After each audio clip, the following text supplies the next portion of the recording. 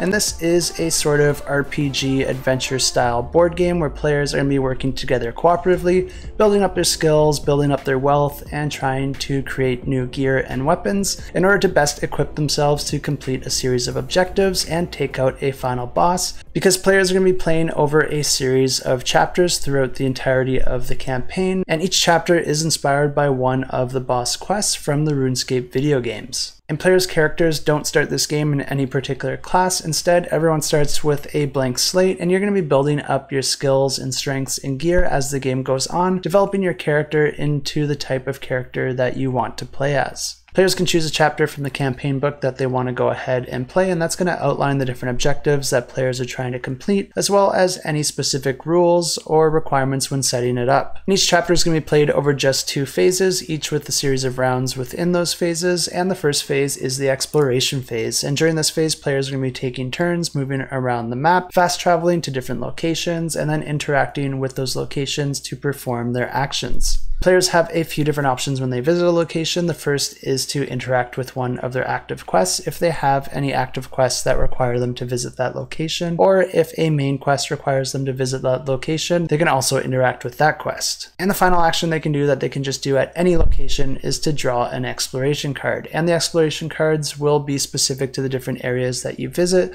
So depending which area you visit on the map, you're going to be seeing specific cards to that region of the board. And these cards will usually present the player with an opportunity or some sort of encounter that will require a skill check for the player to succeed or fail in that encounter. You'll always be able to gain some experience points whether or not you win or lose that encounter, but if you do win, you'll get some added bonuses, and if you fail, it's more than likely that you will take some damage. Some events can also cause an increase in the escalation track, which will make the game harder as it goes on, but players can also perform different location-based actions such as improving their skills, gaining resources, or leveling up attack and defense, or acquiring different side quests if one of the side quests is available at that location. And players will continue to take turns throughout this phase, performing different actions, engaging in different encounters, and gaining experience points and different bonuses, trying to complete that main quest and try not to take too long, allowing that escalation track to increase too far, until eventually they will encounter the final boss, and this is going to trigger the boss phase.